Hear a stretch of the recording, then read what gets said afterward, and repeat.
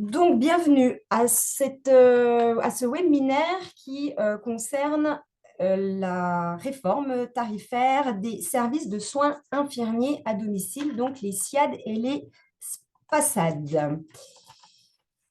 Donc, pour commencer et pour être synthétique en une seule diapositive, en bref, la réforme tarifaire des services à domicile, c'est pour qui plus précisément? Eh bien, c'est pour tous les SIAD et SPASAD pour leur partie soins exclusivement, et donc les futurs SAD, les services à domicile, qui assurent bien évidemment les SAD une activité d'aide et de soins à domicile, c'est les SAD aide plus soins. Pourquoi une telle réforme? Eh bien, elle vise à modifier le modèle de financement actuel des services qui sont jusqu'au 31 décembre 2022 financés historiquement par une dotation forfaitaire, et ce, quelles que soient les caractéristiques et le profil des usagers accompagnés. Comment cette réforme va-t-elle s'appliquer? Eh bien, elle va permettre une meilleure adéquation de vos budgets au profil des personnes que vous accompagnez et des soins que vous dispensez auprès des usagers. Quand est-ce qu'elle s'applique? Eh bien, cette réforme s'applique dès 2023, précisément depuis le 1er janvier 2023, avec une application progressive jusqu'à l'année 2027. Et 2027, on sera bien sur une vitesse de croisière de la réforme. En attendant, il va y avoir une montée en charge progressivement durant 5 années de cette réforme. Et puis, combien? Eh bien, sachez que justement, d'ici 2027, des moyens supplémentaires, des moyens nouveaux vont être alloués à l'ensemble des services de France et doivent atteindre une somme d'environ 230 millions d'euros au niveau national jusqu'en 2027. Et c'est bien une somme qui s'ajoute aux moyens existants qui sont déjà alloués à l'ensemble des services SIAD et SPASAD. Donc, c'est bien des moyens nouveaux. Avant de rentrer dans les détails techniques de cette réforme, un point de contexte avec cette réforme des services qui est attendue depuis plusieurs années et qui est effectivement indispensable. Donc, cette nouvelle tarification des services, elle repose à la fois sur une part socle, une part fixe et une part qui sera variable. Et en tout cas, elle doit permettre, cette réforme, de vous donner plus de moyens, plus d'euros, très concrètement, notamment aux services qui assurent une prise en charge en soins assez conséquente, plus importante en tout cas. On est, comme vous le savez, dans un contexte de vivre chez soi le plus longtemps possible, malgré une avancée en âge ou avec des situations de handicap qui sont parfois lourdes. On a un contexte démographique, en tout cas une évolution démographique actuelle qui va accentuer le nombre de personnes ayant des besoins conséquents en matière de soins à domicile. Ainsi, le rôle des services à domicile est primordial dans ce contexte, notamment dans le maintien à domicile des personnes âgées en particulier.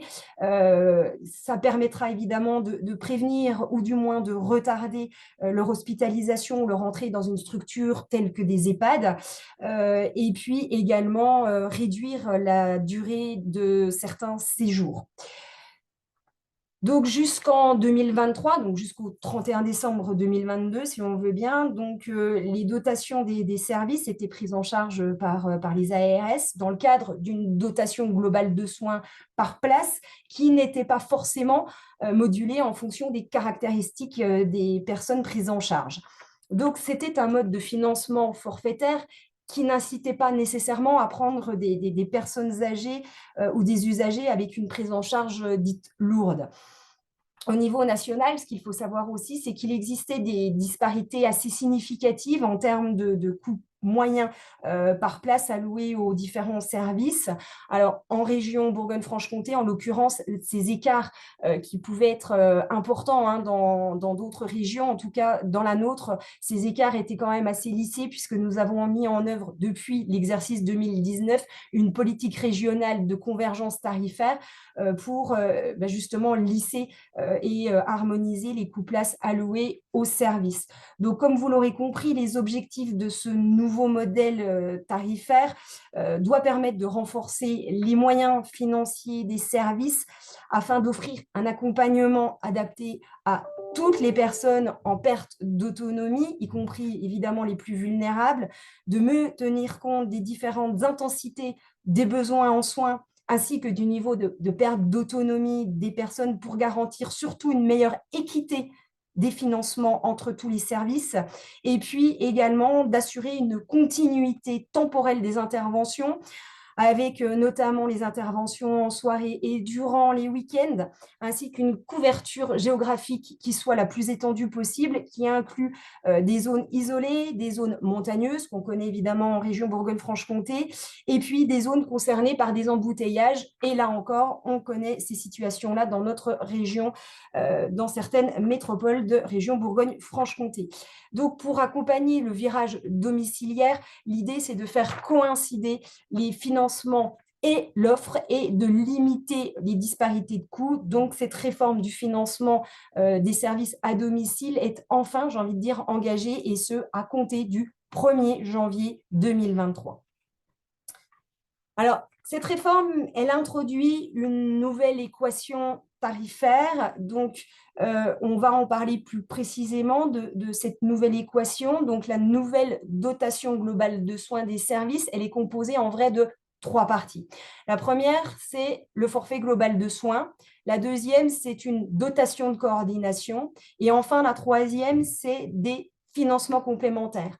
Donc, vous voyez apparaître à l'écran cette belle équation où la dotation globale de soins, hein, terminologie, vocabulaire qu'on connaissait déjà avant, eh bien, cette dotation globale de soins, elle est composée de 3 parties. Un forfait global de soins, on va revenir en détail sur cette partie qui est particulièrement importante, une dotation de coordination et des financements complémentaires.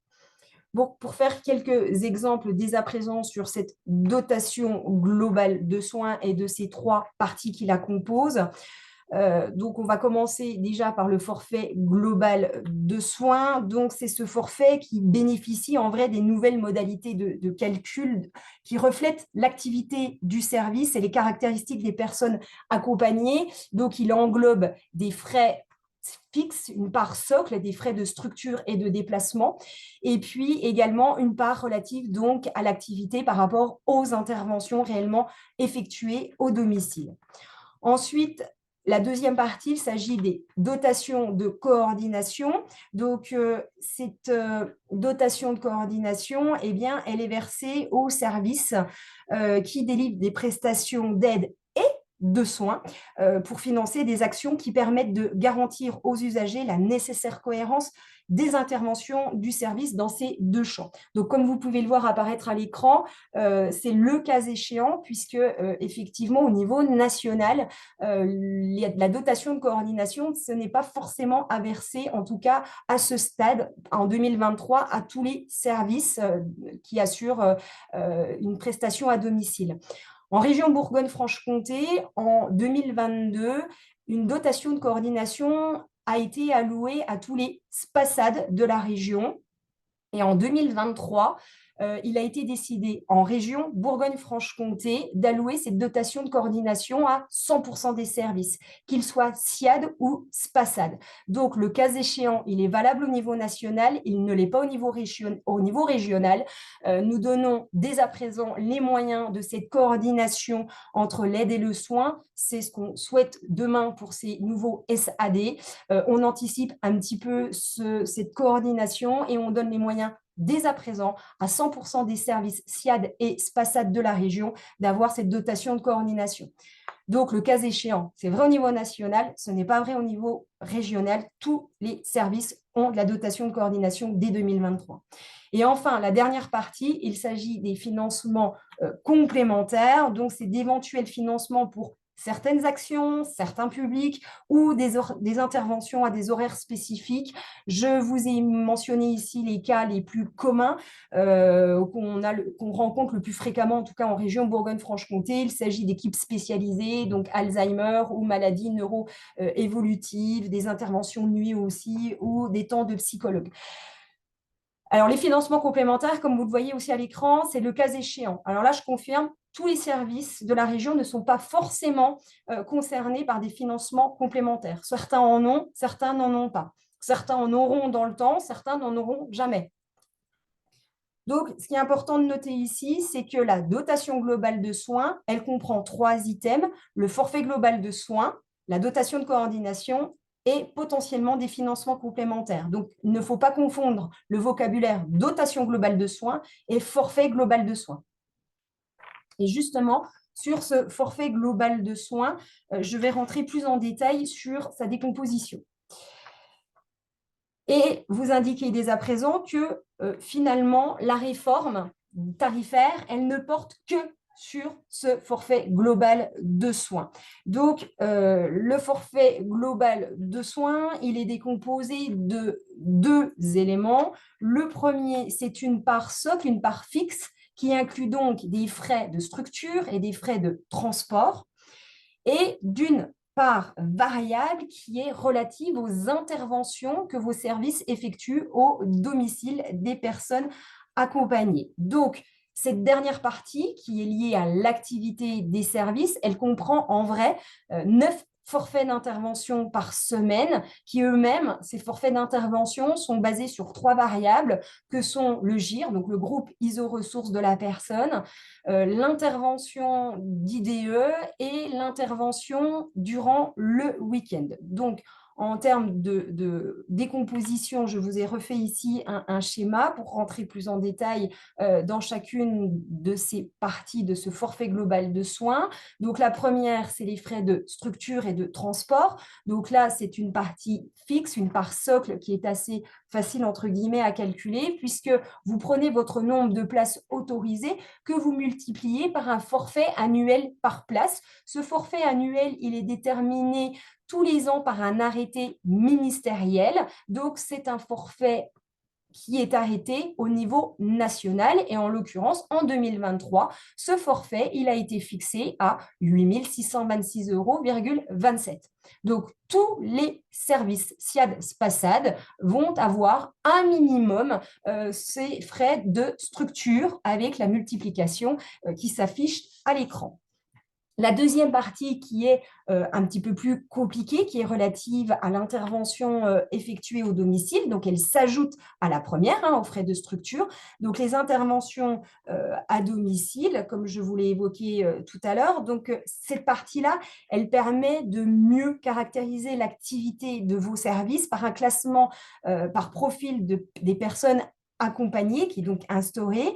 Et ce classement, il repose sur des caractéristiques des interventions des usagers et qui impactent nécessairement plus ou moins les coûts de prise en charge par service. Donc, au niveau de la perte d'autonomie, avec la grille Agir pour les personnes âgées ou un équivalent pour les personnes en situation de handicap, des interventions de week-end et donc des interventions d'IDE. Ce classement, il permet donc de déterminer 9 profils et pour chaque profil, on va avoir un montant de financement hebdomadaire qui va s'appeler un forfait intervention et qui est lui aussi déterminé chaque année par un arrêté ministériel. Il va y avoir donc 9 forfaits d'intervention dont le prix va être fixé, le montant va être fixé là encore par un arrêté ministériel.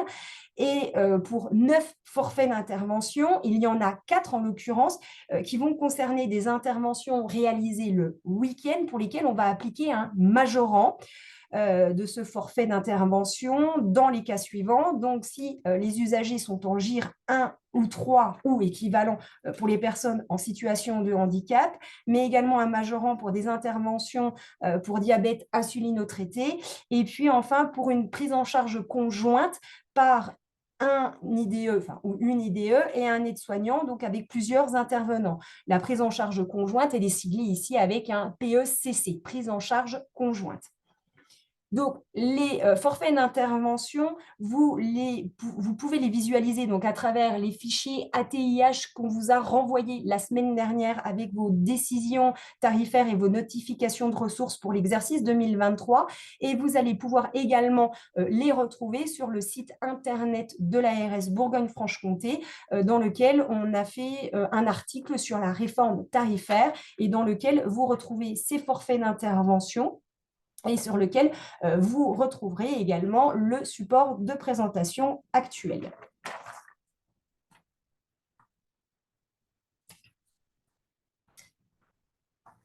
On va zoomer encore un petit peu plus sur ce forfait global de soins qui focalise sur lequel est focalisée la réforme tarifaire.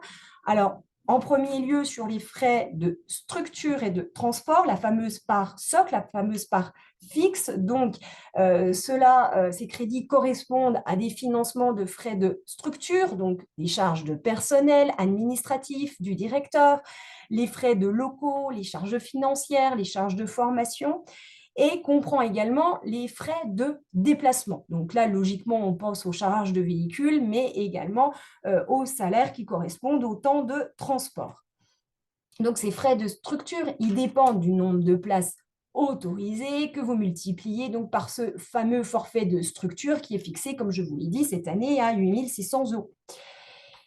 Cette composante du forfait global de soins, elle est plutôt stable puisqu'elle est liée au capacitaire de votre service et finalement, le capacitaire de votre service évolue plutôt peu et donc il est assez facile, assez aisé à calculer. La deuxième composante, la deuxième partie du forfait global de soins, comme vous l'avez compris, il est basé sur un forfait ou des forfaits d'intervention effectués au domicile. Et là, c'est une part qui est beaucoup plus variable.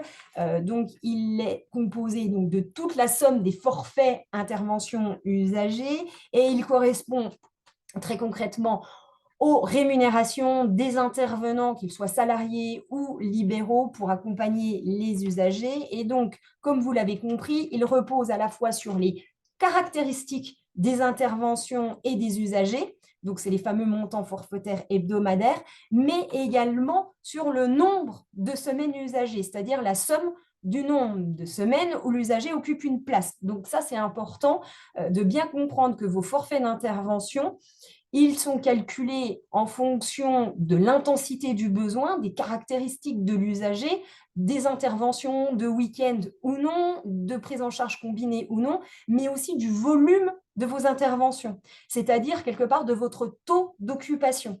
Donc, à plus vous faites d'interventions, à plus vous avez un taux d'occupation, un taux d'activité qui est élevé, à plus votre forfait il va être élevé. A contrario, à plus votre taux d'occupation sera bas, faible, à moins vous allez avoir de crédit. Ça, c'est une notion qui est importante d'avoir cette notion sur l'activité. C'est certes des caractéristiques d'usager, des prises en charge qui sont plus ou moins lourdes, mais aussi un volume d'activité. Il y a bien ces deux effets-là dans ce forfait intervention. Donc, cette composante du forfait global de soins, elle peut varier en fonction de votre activité et en fonction du profil des usagers. Et donc, elle est beaucoup plus compliquée, plus complexe que la part fixe, les frais de structure et de transport. Ce qu'il faut vraiment retenir, j'insiste, mais ce qu'il faut vraiment avoir à l'esprit, c'est que ce montant de forfait global de soins, il va être recalculé tous les ans. Il n'est pas gravé dans le marbre, puisque l'idée de cette réforme tarifaire, c'est de tenir compte d'éventuelles évolution de l'activité en fonction de l'exercice antérieur. Donc, ça ne va pas être immédiat, mais on imagine le cas d'un service qui, pour X ou Y raison, a un niveau faible de taux d'occupation. Eh bien, ce n'est pas parce qu'à un moment donné, il a un faible taux d'occupation et donc, du coup, des financements en regard, que c'est gravé dans le marbre. Si son activité évolue à la hausse, il fait plus de prise en charge, eh bien, ces crédits vont suivre. Alors, ça ne sera pas immédiat, il y aura quelques mois d'intervalle, mais en tout cas, la réforme veut tenir compte de ces évolutions de l'activité. Alors, attention, les évolutions, c'est à la hausse comme à la baisse. Mais c'est pas parce qu'on va calculer à un instant T un forfait global de soins qu'il est figé dans le marbre. Ça, c'est vraiment une information importante à garder en tête. Donc, sur cette réforme tarifaire, il va y avoir une mise en œuvre progressive sur une durée de 5 années, de 2023 à 2027. Donc, cette mise en œuvre qui s'applique, mise en œuvre de la réforme qui s'applique, donc, comme vous l'aurez compris, sur le forfait global de soins, ça va être effectué petit à petit, progressivement, entre l'exercice 2023 et l'exercice 2027, donc sur ces 5 années. Et en 2027, on sera enfin, entre guillemets, en vitesse de croisière de la réforme. Et à cette date-là, sur cette année-là, en 2027, chaque service disposera donc de son budget cible, appelé aussi une dotation cible. Donc, c'est une cible à atteindre. Le forfait global de soins cible de l'exercice 2027, ça sera le bon niveau de financement, on sera vraiment en vitesse de croisière.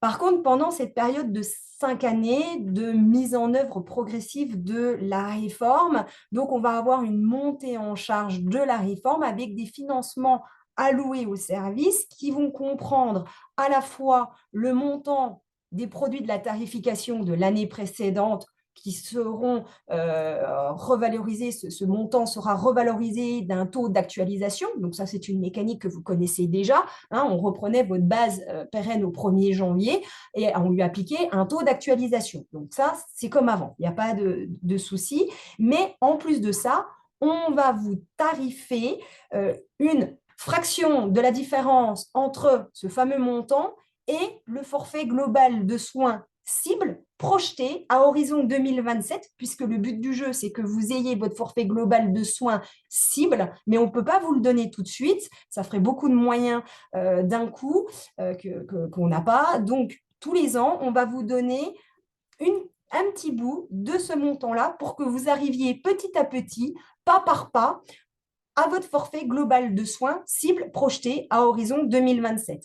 Donc, ça s'appelle un pas de convergence. On fait un pas en avant ou potentiellement un pas en arrière, mais ça s'appelle un pas de convergence pour arriver progressivement à votre cible, à votre forfait global de soins cible projeté à horizon 2027. Donc, vu que c'est une convergence tarifaire qui va s'effectuer sur 5 années, eh bien, la première année, c'est fraction de la différence, ce pas de convergence, il sera égal à 1/5 de la différence entre votre dotation d'aujourd'hui et celle à horizon de 2027.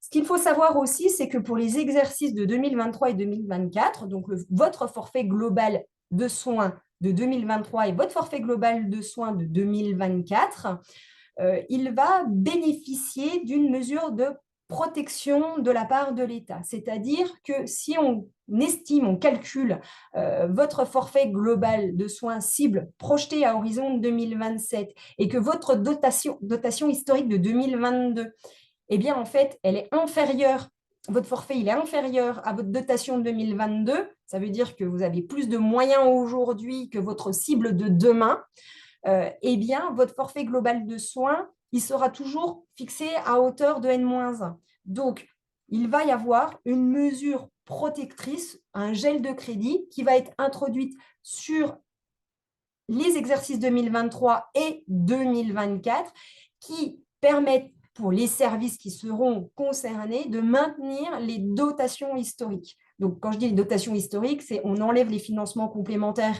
c'est-à-dire les équipes spécialisées dans la grande majorité des cas, donc ça, on les neutralise, mais on assure, l'État assure que les moyens en 2023 et 2024 des services à domicile, s'il y a des SPASAD, ne seront pas inférieurs en 2022. Donc, on a différentes situations de convergence. On a une convergence positive. Votre service est dit en insuffisance, c'est-à-dire qu'il lui manque des moyens, c'est-à-dire que votre forfait global de soins de 2023, finalement, il est en dessous. Vous avez moins de moyens actuellement que votre forfait global de soins projeté à horizon 2027. Donc là, vous êtes avec une convergence positive, donc votre dotation, elle augmentera tous les ans un tout petit peu, d'un cinquième, un quart, un tiers, etc., pour arriver progressivement chaque année via un pas de convergence à votre forfait global de soins cibles en 2027. Je nuance mes propos, il ne s'agit pas à proprement parler d'une vraie projection, mais d'un calcul sur votre forfait global de soins cibles projeté à horizon 2027, en supposant que votre activité et que le niveau de votre activité et que le profil des usagers par le service restent inchangés pendant toute la période de mise en œuvre de la réforme. Comme je vous l'ai dit tout à l'heure, votre forfait global de soins, il va évoluer en fonction de votre activité. Donc aujourd'hui, en 2023, on calcule une cible à horizon 2027 en fonction de l'activité qu'on connaît. Si votre activité, elle évolue, eh bien, votre forfait cible à horizon 2027, il va évoluer. Donc, ce n'est pas une réelle projection, mais tous les ans, on va venir recalculer votre cible en fonction de votre activité. On a, comme il y a de la convergence positive, eh bien, il y a aussi des cas de convergence négative. Donc là, votre service sera dit en dépassement, c'est-à-dire que votre dotation historique, donc les crédits de 2022, sont déjà supérieurs à la cible que vous devez atteindre en 2027. Donc là, eh bien, il devrait y avoir une diminution, pour le coup, progressive de votre dotation. Donc, je rappelle mes propos déjà cités sur le fait que l'État a quand même décidé de maintenir des dotations historiques, en tout cas celle de 2022, pendant 2 années, c'est-à-dire qu'en 2023 et 2024, les services qui sont en convergence négative n'auront pas moins de moyens en 2023 et en 2024 par rapport aux moyens de 2022. Ça, c'est une mesure protectrice pendant 2 années. À partir de 2025, la réforme s'appliquera en plein. L'idée, c'est que pendant ces 2 exercices, les services qui sont concernés par une convergence négative peuvent, tentent d'ajuster leur activité et donc quelque part de se conformer à l'objectif de la réforme au cours donc de ces 2 exercices 2023 et 2024. Donc, si les caractéristiques des personnes que vous accompagnez évoluent, si votre niveau d'activité évolue, on imagine à la hausse, eh bien, la convergence qui était a priori négative pourrait s'avérer soit neutre, soit dans le meilleur des cas, positive. Donc ça tient vraiment au fait que la cible, le forfait global de soins cible évolue en fonction de votre activité et n'est pas gravé dans le marbre. Donc, le calcul du forfait global de soins cible projeté à horizon 2027, comme vous l'avez bien compris, que je vous martèle depuis quelques minutes maintenant, il sera actualisé chaque année sur la base de recueil de votre activité que vous déclarez. Il pourra donc évoluer à la hausse, mais aussi potentiellement à la baisse selon l'activité que vous réalisez sur les exercices antérieurs. Donc, entre 2023 et 2027, les 5 années de mise en œuvre, de montée en charge de la convergence tarifaire des services à domicile, l'ARS, elle fixera votre forfait global de soins, donc à chacun de vos services, et selon une formule que je vais décliner et qui permettra progressivement de réduire l'écart entre une dotation de soins perçue avant la réforme et le montant calculé pour un forfait global de soins cible projeté à horizon 2027. Donc, je vous ai refait ici un schéma. Donc, on va prendre en compte votre forfait global de soins cible à horizon 2027, qui peut évoluer, encore une fois, vous l'aurez compris, en fonction de votre niveau d'activité. On va venir le comparer à votre forfait global de soins de l'année d'avant. Donc là, en l'occurrence, on est en 2023, donc on va prendre votre cible de 2027 et on va le comparer par rapport à votre forfait global de soins de 2022, à vos financements de 2022. Ça, on va venir le diviser par une certaine valeur, je vais revenir dessus. Et cet écart, cette fraction, on va venir l'additionner à vos crédits de l'année dernière. Donc, en 2023, on va venir additionner cette fraction à votre dotation de 2022. Et donc ça va venir composer votre forfait global de soins de l'exercice 2023. Le fameux petit n, là, le numérateur, donc il va dépendre de l'année sur laquelle on va se situer. Puisque c'est une convergence progressive sur 5 années, eh bien, la première année, on va vous donner 1/5 de cette fraction. Quand on va se situer en 2026, pour exemple, eh bien, on donnera la moitié de l'écart. La fraction, ça sera divisé par 2022. Donc, le n, en fonction de l'année sur laquelle on se situe, eh bien, vous remplacez le n par l'année sur laquelle on est. Donc, en 2025, le n, il est égal à 3.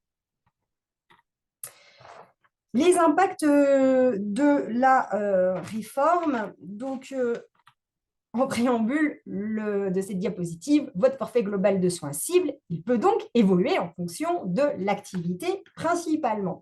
Mais que se passe-t-il si les montants de financement de votre service, ils diminuent avec ces nouveaux calculs? Eh bien, comme je vous l'ai dit précédemment, en 2023 et 2024, mesures protectrices, mécanisme de gel des crédits qui permet de sécuriser les services qui seraient impactés négativement par la réforme. Donc, votre forfait global de soins sur les exercices 2023 et 2024, ils ne pourront pas être inférieurs à la dotation de 2022. Par contre, à compter de l'exercice 2025, votre forfait global de soins subira en plein la convergence tarifaire. Donc, avec des moyens en plus si vous êtes sur une situation de convergence positive, mais potentiellement des moyens en moins. Et là, ça serait effectivement en moins de 2022. Donc, potentiellement, votre forfait global de soins 2025, il pourrait, dans le pire des cas, être inférieur à 2022 si votre activité n'évolue pas. Donc là, vraiment, les nouvelles règles s'appliqueront d'office et mécaniquement à l'ensemble des services. Au niveau national, en 2023, des calculs qui ont pu être mis en œuvre calculés au niveau du national, il s'avère que plus de 95% des services SIAD, SPASAD de la France sont identifiés avec un impact positif de la réforme, c'est-à-dire que les forfaits globaux de soins de 2023 pour plus de 95% des services de France seront supérieurs à la dotation de 2022. En revanche, moins de 5% des services, eh bien, en 2023, auront une dotation égale à 2022, c'est-à-dire qu'ils sont en situation de convergence négative, mais pour autant, ces services-là n'auront pas de crédit inférieur en 2023 par rapport en 2022, puisqu'ils vont bénéficier du mécanisme de gel. Donc ça, c'est au niveau national. Nous avons fait évidemment les calculs au niveau de l'ARS sur la région Bourgogne-Franche-Comté. Donc, vous voyez apparaître à l'écran un camembert avec beaucoup de vert. Le vert, c'est évidemment les services qui bénéficient d'une convergence positive en région en 2023. Donc, en région, nous avons 89 services tarifés, c'est-à-dire 89 SIAD, SPASAD tarifés. On a 77 services qui vont bénéficier dès 2023 d'une convergence positive, c'est-à-dire avec un pas de convergence positive. Donc, ça représente à peu près 87% des services.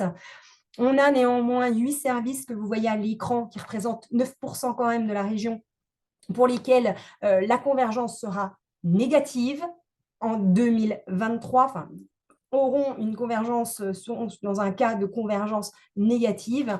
On a 3 services pour lesquels on ne peut pas le dire parce que les données d'activité sont inexploitables.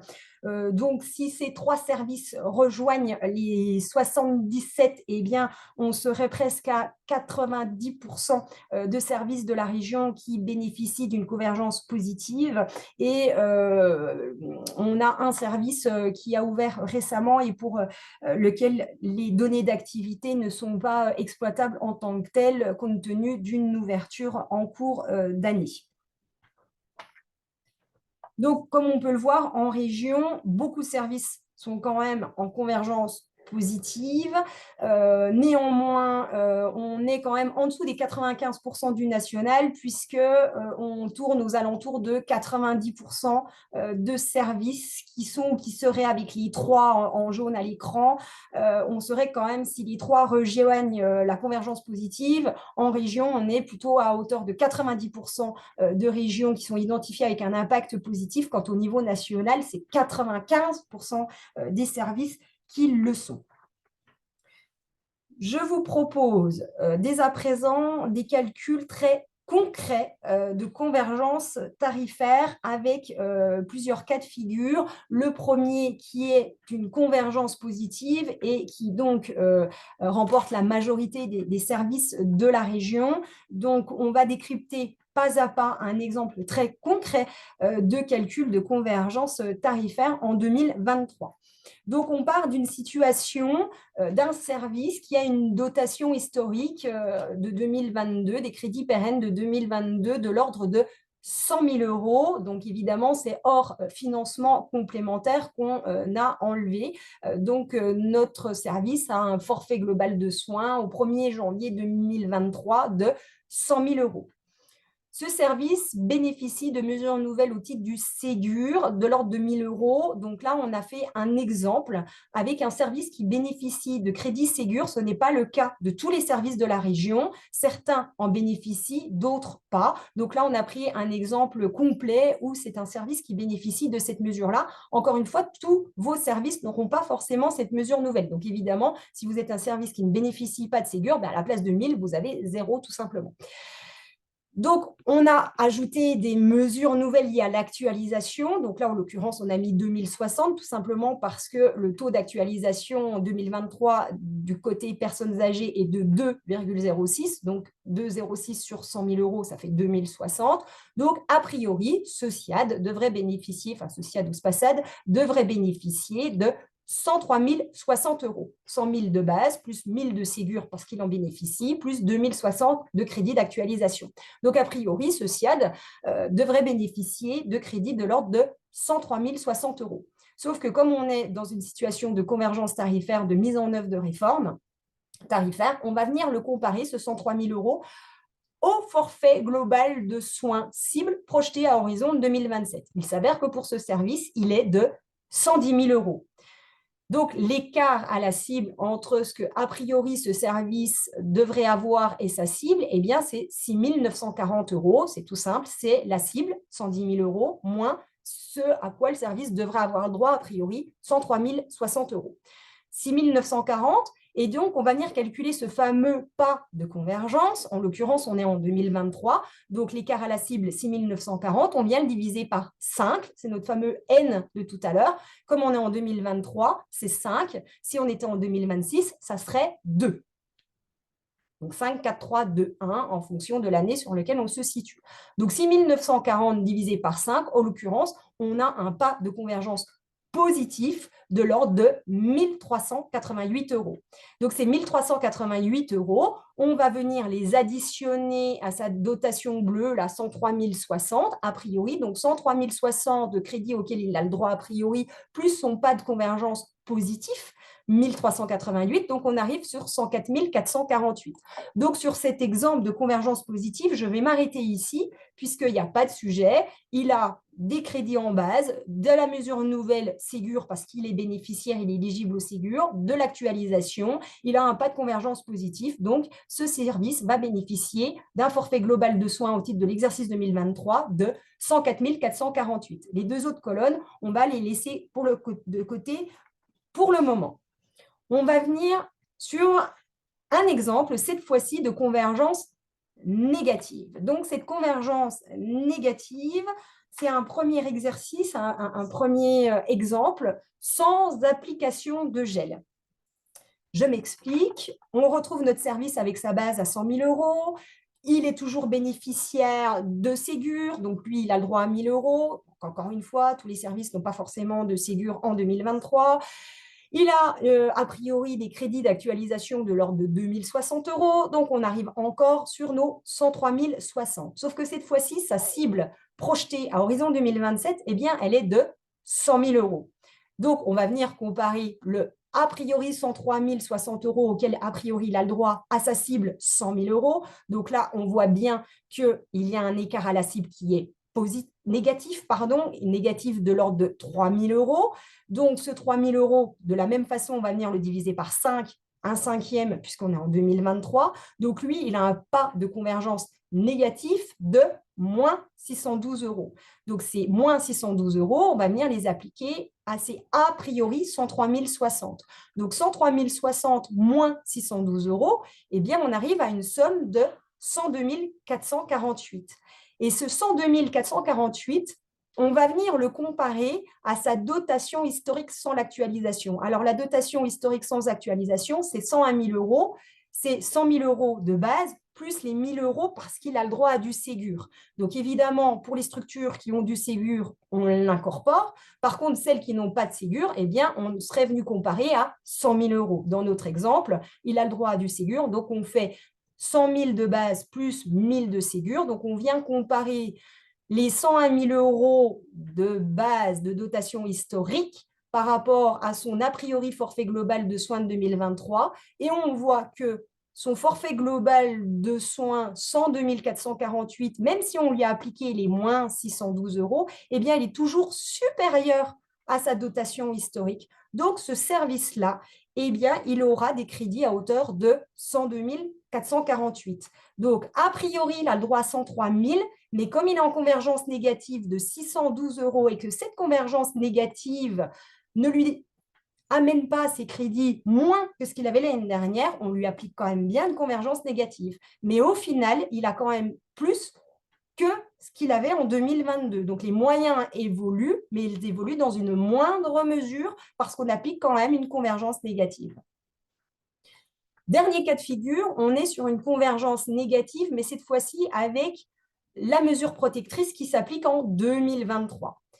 Donc, pour commencer, toujours la même chose, 100 000 euros de dotation historique à laquelle on vient impacter du Ségur 1 000 euros, de l'actualisation de 1060. Donc, on est sur a priori une dotation de 103 060. Sa cible projetée à horizon 2027, elle n'est que de 90 000 euros. Donc là, vous voyez que l'écart entre sa dotation 2023 a priori comparé à la cible, eh bien, on a un écart à la cible de moins 13 060. Ce 13 060, comme d'habitude, on vient le diviser par 5. Donc, on est sur un pas de convergence de moins 2 612 euros. Et donc, si on fait les 103 060 a priori moins 2 612, on se retrouve avec un montant de 100 448. Ce 100 448, on va venir le comparer, comme tout à l'heure, comme précédemment, à sa dotation historique sans l'actualisation. Donc, on vient le comparer aux 101 000 euros. 100 de base plus 1 000 de Ségur. Et là, on voit qu'en l'occurrence, ce service aurait moins de crédit en 2023 que ce qu'il avait en 2022 modulo le Ségur. Donc là, la mesure protectrice va s'appliquer et au lieu de lui faire moins 2 612 euros, eh bien, on va réduire ce pas de convergence pour que ce service ait au moins les 101 000 euros. Donc, dans cet exemple, dans cette diapositive, vous avez les 3 cas de figure, c'est-à-dire le cas de figure de convergence positive. Là, on est sur 77 services sur les 89, donc la grande majorité. On est sur des convergences négatives avec ou pas l'application du gel. Et donc, c'est bien la dernière colonne à droite qui s'affiche en encadré sur laquelle on va positionner vos crédits, votre forfait global de soins 2023 après application du gel, après application éventuelle de la mesure protectrice en 2023 et on fera la même chose en 2024. Par contre, à compter de 2025, il n'y a plus d'application de mesures protectrices de gel du pas de convergence, le cas échéant.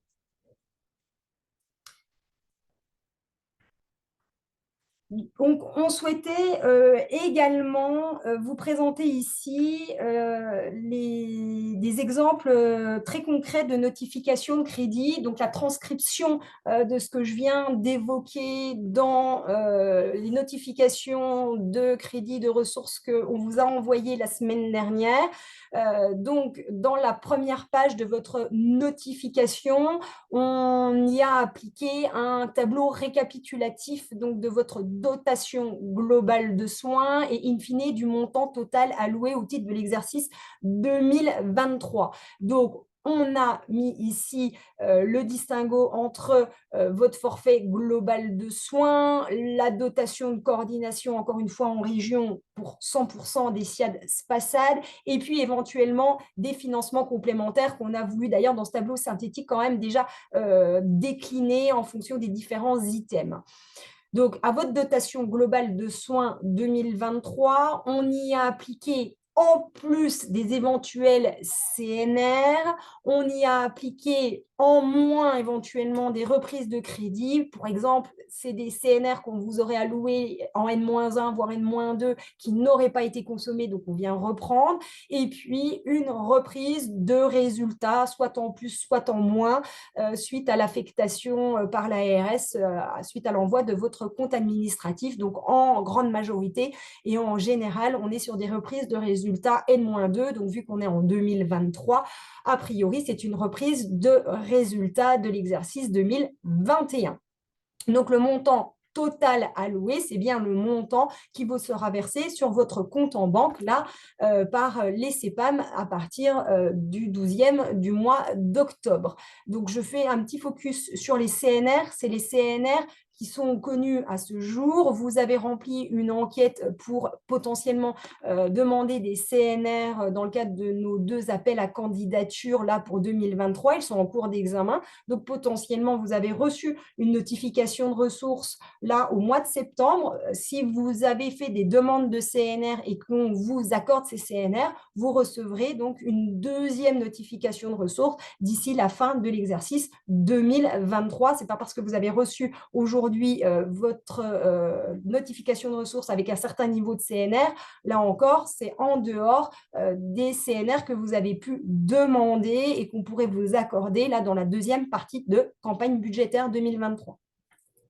Et donc, en bas de cette première page de notification de ressources, on vous a indiqué la base reconductible au 1er janvier 2024 et on vous a fait un rappel de capacitaire de votre service.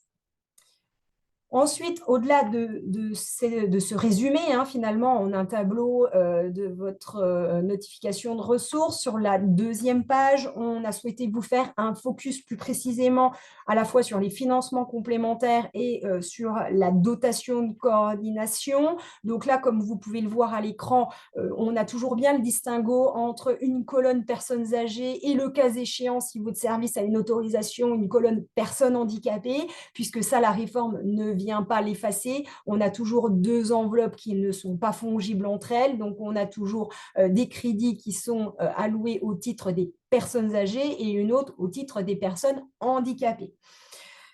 Donc, en 2022, comme c'est précisé, seuls les SPASAD de la région avaient bénéficié de crédits de coordination et à partir de 2023, c'est bien 100% des services qui bénéficient de cette dotation de coordination en région Bourgogne-Franche-Comté. Donc, le total des financements complémentaires et le total de la dotation de coordination qui sont encadrés ici à l'image sont strictement, évidemment, identiques à la première page de notification de crédit dans le tableau récapitulatif synthétique de vos moyens. Sur la troisième page de notification de votre ressource au titre de l'année 2023, eh bien, évidemment, nous avons fait un focus plus précis sur votre forfait global de soins qui, comme vous l'aurez compris, est la part la plus importante et la plus déterminante de votre dotation globale de soins avec 2 étapes. La première qui permet d'identifier si vous êtes en convergence positive ou négative, si votre service est dit en insuffisance, c'est-à-dire qu'il vous, entre guillemets, manque des crédits et donc du coup vous allez bénéficier de pas de convergence positif, donc là on est sur 77 services, hein, comme on l'a vu tout à l'heure, ou si au contraire votre service est en dépassement, c'est-à-dire en convergence négative, donc a priori votre service a plus de moyens, entre guillemets trop de moyens par rapport à sa cible. Donc on rappelle le forfait global de soins cible projeté à horizon 2027 et donc on vient le comparer avec votre dotation historique. C'est les calculs que je vous ai présentés tout à l'heure dans nos cas concrets, dans nos exemples concrets avec nos 100 000 euros, plus 1000, plus 2060, etc. Et puis la deuxième étape, eh bien, c'est la détermination justement du pas de convergence et donc du forfait global de soins de 2023. Donc, comme je vous l'ai dit, 77 services en région auront un pas de convergence positif et il y a 8 services pour lesquels il y a un pas de convergence négatif. Et en l'occurrence, dans ces 8, il y en a entre guillemets juste 3 qui bénéficient de l'application du gel, de la mesure protectrice, donc 3 services qui n'auront pas une dotation inférieure à celle de 2022, mais si rien ne bouge d'ici 2025, eh bien, ils auraient une dotation 2025 inférieure à celle de 2022 si leur activité n'évolue pas à la hausse. Et donc là encore, le total de votre forfait global de soins qui apparaît sur cette troisième page de notification de ressources, eh bien, il est effectivement strictement identique à la première page, à votre tableau qui résume votre dotation globale de soins, le montant alloué au titre de l'année 2023. Nous souhaitions également faire un point sur les données d'activité qui, comme vous l'avez compris, est un élément prépondérant à votre calcul de dotation, ce qui sert de base à votre forfait global de soins, puisqu'il repose sur vos données d'activité, ce forfait global de soins. Et pour le forfait global de soins de 2023 et le forfait global de soins de 2024, c'est les coupes que vous avez pu réaliser en lien avec l'ATIH sur les exercices 2021, 2022 et 2023 qui seront prises en compte. Par contre, à compter de votre forfait global de soins de 2025, le niveau national doit mettre à disposition de tous les services un système d'information qui, à ce jour, s'appelle Fluciad. Son nom évoluera très certainement. Donc, c'est une application d'un système d'information qui existe déjà, en l'occurrence, SIDOBA. C'est l'outil qui nous permet de vous faire des décisions tarifaires. Donc, il aura une application, un module complémentaire qui est développé par la CNSA et qui doit permettre donc de collecter les données relatives aux usagers et aux structures. Et donc, ça nous servira pour la tarification. Et ce flux SIAD doit ouvrir, nous a-t-on annoncé, dès octobre 2023, c'est-à-dire a priori à compter de la semaine prochaine. Donc, ce système d'information, il doit permettre de contrôler accessoirement les financements qui sont versés à l'ensemble des SIAD et doit permettre aussi la réalisation d'études statistiques. Bien évidemment, eh bien, quand nous aurons l'information, nous vous tiendrons informés de l'ouverture visiblement prochaine de ce système d'information. La collecte de données, en tout cas, en tout état de choses, donc ces données d'activité individuelle pour la tarification d'une année N, elle doit se faire au fil de l'eau, nous dit-on, et en l'occurrence sur une fenêtre de tir entre le 1er juin N-2 et 31 mai N-1. Donc, c'est la période sur laquelle on attend des données d'activité pour calculer votre forfait global de soins de N+1. Donc ça, c'est la partie collecte de données, sachant que la transmission des données ou quelque part la récupération de vos données d'activité qui vont se dérouler sur une année complète sur 12 mois, elle va s'opérer quant à elle le 30 juin N-1. Donc, je voulais vous illustrer également ces dates avec un exemple sur le forfait global de soins de 2026. Donc, les données d'activité saisies entre le 1er juin N-2, c'est-à-dire 1er juin 2024, puisqu'on est sur le forfait global de soins de 2026. Donc, on va regarder vos données d'activité entre le 1er juin 2024 et le 31 mai 2025. Donc, 12 mois d'activité, 1er juin 2024, 31 mai 2025. Là, il y a 12 mois d'activité.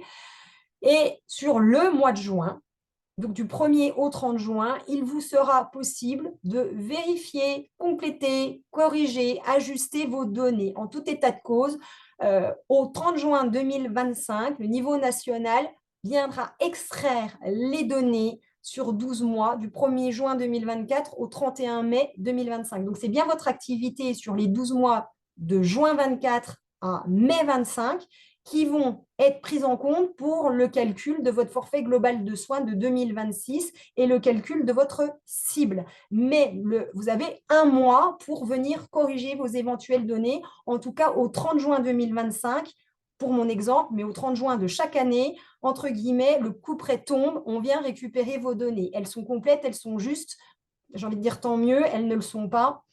Eh bien, c'est vraiment au 30 juin qu'on viendra récupérer ces données-là. Donc, la date du 30 juin est importante. En tout cas, le mois de juin, pour vérifier vos données, est important. Qu'est-ce qui se passe si un service ne parvient pas à transmettre les données d'activité dans les délais impartis, c'est-à-dire du 1er juin 2024 au 31 mai 2025, dans mon exemple, enfin, en tout cas du 1er juin N-2 au 31 mai N-1, ou en tout cas si les informations sont incomplètes ou inexploitables, eh bien l'ARS vous demandera, nous vous demanderons de procéder à la transmission complète des données ou en tout cas aux corrections nécessaires dans un délai maximum de 15 jours. En tout état de cause, le 30 juin, ça sera terminé. On fermera l'application et on va venir prendre ce qu'il y a comme données d'activité dans l'application pour calculer vos crédits. Si un service ne transmet toujours pas ou ne corrige toujours pas les données dans ce délai, eh bien, c'est à l'ARS de fixer votre forfait global de soins au titre de l'année N. Et sachez que ce forfait global, il sera égal, dans le meilleur des cas, à 100% de votre forfait N-1. Et dans le pire des cas, on pourra arriver à 10 points de moins que l'année précédente, c'est-à-dire qu'on peut fixer votre forfait global de soins N entre 90 et 100% de votre forfait global de soins de l'année précédente. Je souhaitais également, pour terminer sur ce sujet, illustrer pour le calcul de votre forfait global de soins de 2025, puisque a priori, votre recueil de données, eh bien, il y a une saisie à faire entre le 1er juin 2023 et le 30 mai 2024, sauf que le 1er juin 2023, comme vous avez pu le voir, il est passé et que la plateforme n'était pas ouverte, donc vous n'avez pas pu saisir vos données. Eh bien, on nous a annoncé, en tout cas la CNSA nous a annoncé qu'elle injecterait vos données dans ce système d'information, eh bien, à la fois pour bien garantir une tarification sur 12 mois, sur une année pleine, et puis accessoirement pour baisser votre charge de service de vos services, une charge de saisie importante à ne pas récupérer. Donc là encore, c'est une annonce réalisée par la CNSA. Nous attendons des informations plus complètes à ce sujet. Certains services nous ont déjà remonté le fait qu'il existe Reside SMS, qui est un outil aussi relatif à la donnée d'activité, qui est en lien avec les CPAM.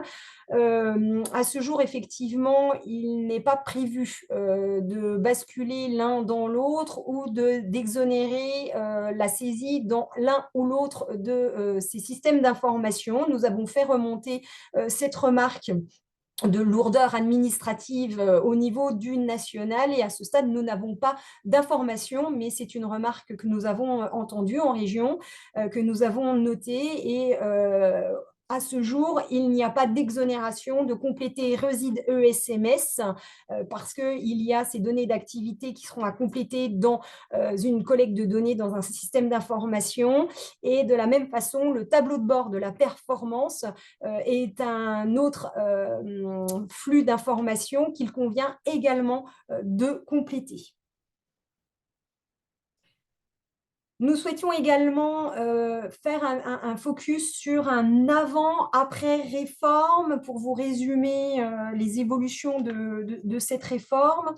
Donc, dans la colonne de gauche, un avant-réforme avec des dotations soins historiques au service, avec d'une part une dotation personnes âgées qui comprenait des équipes spécialisées, par exemple, qui comprenait toutes les mesures nouvelles et éventuellement une dotation personnes handicapées, le cas échéant, en fonction de si votre service avait une autorisation personnes handicapées.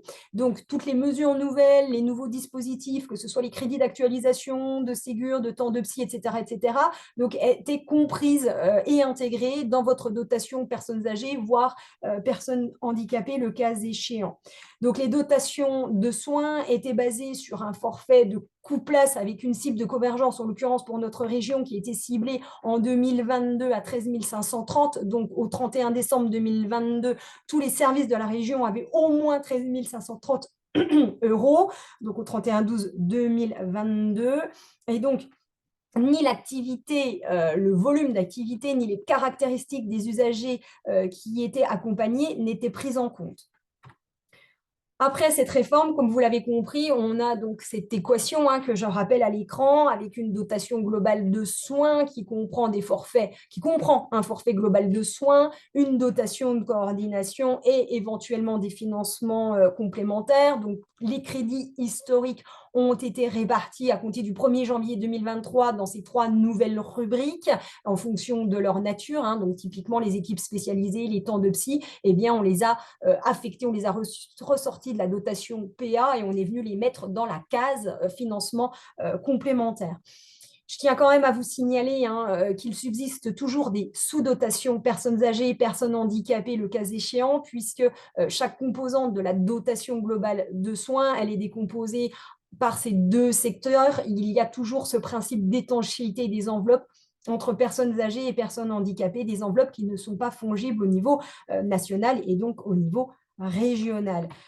Donc, comme vous l'avez compris, la réforme tarifaire, elle poursuit l'objectif d'une meilleure adéquation, une meilleure répartition des financements des services en fonction des profils des personnes que vous prenez en charge, avec des nouvelles modalités de financement qui permettent d'une part de garantir une composante stable et calibrée selon le capacitaire, mais également de tenir compte donc, du niveau d'autonomie et des besoins en soins de chacun des usagers que vous accompagnez, et puis également de modalités d'intervention en fonction des soins qui sont plus ou moins complexes avec les fameux majorants.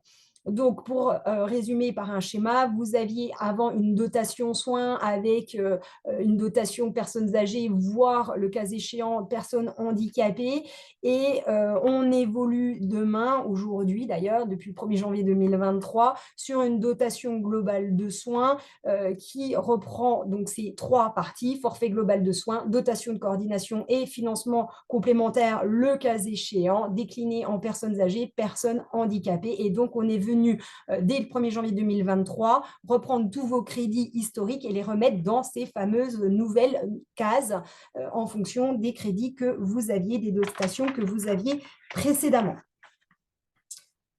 Pour conclure sur cette présentation, c'est une réforme tarifaire, mais également une réforme budgétaire des services à domicile, SIAD, SPASAD, et compte tenu de la date actuelle et de l'exercice de budget prévisionnel que vous connaissiez auparavant, c'est-à-dire un budget prévisionnel à déposer au 31 octobre, il nous paraissait parfaitement logique d'évoquer dès à présent quelques points sur cette réforme budgétaire avec une procédure qui va être adaptée, une procédure budgétaire qui va être adaptée. Donc, vous passez à compter de 2023 à ce qu'on appelle une tarification à la ressource, et contrairement aux EHPAD qui ont eu un passage également à la tarification à la ressource en 2016, vous n'allez pas passer automatiquement, mécaniquement à ce qu'on appelle le PRD, qui est un cadre de présentation budgétaire.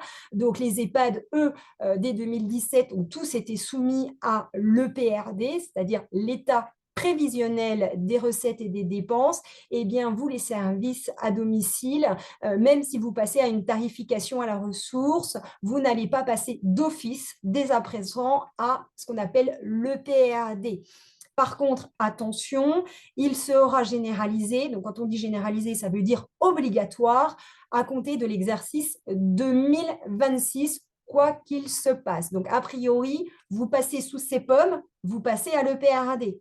Par contre, si vous n'avez toujours pas de CEPOM au 1er janvier 2026, eh bien, vous passerez quand même à l'EPRD, même si vous n'avez pas de CEPOM. En attendant votre CEPOM ou en attendant l'année 2026, votre environnement budgétaire est conditionné à la signature d'un contrat ou d'une convention. Donc, il y a au niveau national 2 cas de figure et au niveau régional, on a même un 3e cas de figure. Donc, vous, aujourd'hui, vous n'avez pas encore signé de CEPOM. Vous êtes donc, a priori, toujours à l'environnement BPCA, budget prévisionnel, compte administratif. Vous avez signé un CEPOM, vous devez donc passer à l'environnement et aux règles et au calendrier de l'EPRD, ERRD. Donc, EPRD, état prévisionnel des recettes et des dépenses, ou ERRD, par symétrie, état réalisé des recettes et des dépenses. En région Bourgogne-Franche-Comté, on a une particularité puisqu'il y a certains services qui ont signé il y a quelques années une convention pour un passage anticipé à l'EPRD. C'était particulièrement des services qui étaient gérés par un organisme gestionnaire qui avait également un EHPAD. Et donc, les EHPAD passant obligatoirement à l'EPRD, donc avec un cadre spécifique, avec un calendrier spécifique, pour ne pas alourdir, on avait proposé à tous les services de la région, et tous les services de la région concernés ont bien signé cette convention en disant, eh bien, le SIAD, il n'est toujours pas en CEPOM, le SIAD, il n'est toujours pas officiellement à l'EPRD. Pour autant, vu que l'EHPAD, il y est, et pour ne pas avoir 2 fichiers Excel différents, 2 cadres différents, 2 calendriers budgétaires différents, on a signé une convention avec 100% des services concernés pour un passage anticipé à l'EPRD. Donc, c'est bien ces dispositions dans cette convention qui s'appliquent en attendant la signature d'un CEPOM. Donc, dans l'attente du passage à l'EPRD, au vrai EPRD, j'entends. Donc là, c'est pour tous les services qui sont encore sous l'environnement BPCA et pour les services qui ont signé la convention pour le passage anticipé à l'EPRD. Donc, dans l'attente, donc pour ceux qui ont signé la convention de passage anticipé à l'EPRD, vous regardez ce qu'il y a dans votre convention. Pour ceux qui n'ont pas signé la convention, qui n'ont pas signé de CEPOM, donc pour tous les autres qui sont encore officiellement sous environnement BPCA, et donc dans l'attente de la signature du CEPOM ou en attente du 1er janvier 2026 où l'EPRD sera obligatoire, les règles du BPCA sont adaptées et on arrive sur une inversion du processus d'allocation de ressources. C'est-à-dire que l'idée, c'est que c'est d'abord, pour un exercice donné, c'est d'abord l'ARS qui vous notifie vos crédits, qui vous notifie la décision tarifaire, donc au service, en l'occurrence dans les 30 jours suite à la publication de notre dotation régionale limitative par la CNSA. Sauf que ce que je vous dis, c'est vrai à compter de 2024, puisque comme vous l'avez vu, en 2023, on vient seulement, la semaine dernière, de vous envoyer vos notifications de crédit. C'est un exercice un petit peu particulier, cette année 2023, première année de mise en œuvre de la réforme, puisque la publication des DRL par la CNSA, en réalité, elle a été faite au mois de juin. Et donc, 30 jours après le mois de juin, eh bien, on n'est pas au 15 septembre, pas du tout. Donc, on a carrément dépassé de façon exceptionnelle et donc réglementairement, il a été admis que les ARS pouvaient notifier au-delà des 30 jours au service leur notification de crédit. Donc, c'est un exercice un peu particulier 2023. En l'occurrence, dans cette inversion de processus, la transmission du budget prévisionnel pour les services qui sont toujours en environnement BPCA. Donc, c'est les services qui n'ont pas signé de CEPOM, pour les services qui n'ont pas signé de convention pour passage anticipé à l'EPRD. Pour ces seuls services-là, normalement, vous devez envoyer votre budget prévisionnel N, donc le budget prévisionnel 2024, au plus tard pour le 31 octobre N-1, donc dans mon exemple, 31 octobre 2023, c'est-à-dire dans un mois. Eh bien, vous n'envoyez pas de budget prévisionnel au 31 octobre N-1. C'est fini. L'envoi de BP ne s'effectue plus jamais au 31 octobre. Vous devrez l'envoyer dans les 30 jours qui suivront notre envoi de décision tarifaire. Donc, j'ai résumé cela, encore une fois, dans une frise chronologique. Top départ du national. Suite à ça, l'ARS, elle a 30 jours pour vous notifier. Suite à ça, vous avez 30 jours pour nous envoyer le budget prévisionnel. Donc, vous nous enverrez un budget prévisionnel que quand on vous enverra votre notification de crédit. Et tout ça va se faire par voie dématérialisée. Donc, il n'y a plus d'envoi papier. Il y aura une plateforme pour nous envoyer votre budget prévisionnel. Comme vous pouvez le voir, j'ai déjà écrit budget prévisionnel, nouveau format. Le cadre réglementaire va évoluer. On reviendra vers vous en 2024.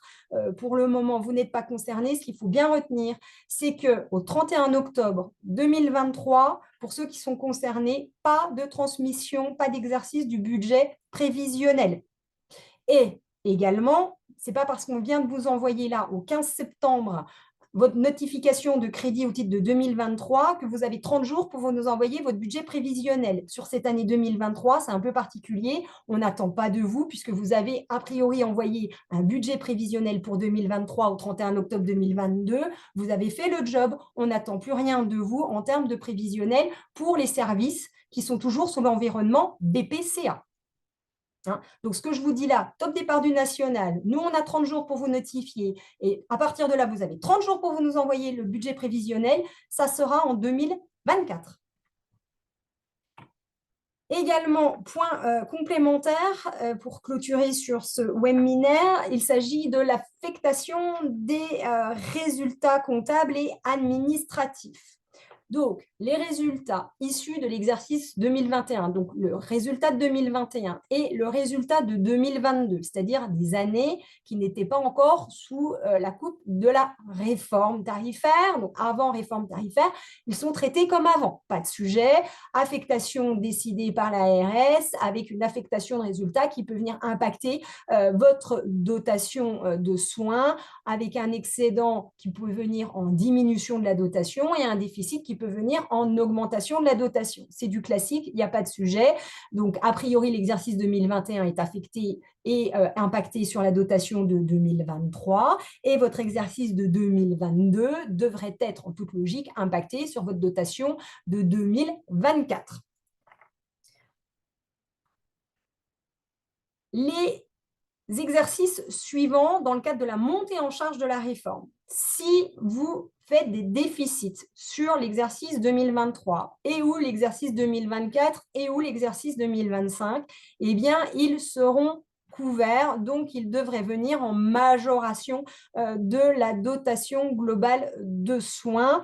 Il reste un point à faire valider entre les ARS et la DGCS sur le fait qu'il y a une couverture totale ou partielle en tarification puisqu'il y a potentiellement une mobilisation de la réserve de compensation excédentaire, mais en tout cas, les éventuels déficits seront couverts sur les exercices 2023, 2024 et 2025. Les excédents sur cette même période, par contre, ils ne seront pas pris en compte dans la dotation globale de soins. Donc, si vous avez un excédent en 2023 et ou en 2024 et ou en 2025, ils ne viendront pas en diminution de votre dotation. En tout état de cause, l'ARS de Bourgogne-Franche-Comté, elle sera particulièrement vigilante quant aux résultats que les services déposeront et en tout cas de leur évolution sur les 5 dernières années, avec évidemment un focus sur l'évolution du taux d'occupation, du taux d'activité, de réalisation de l'activité des services à domicile et le cas échéant, des contrôles pourront être menés sur certains services en fonction de l'évolution et du niveau de résultats déposés.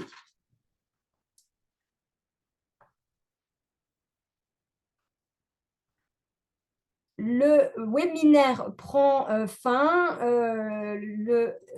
l'enregistrement est stoppé.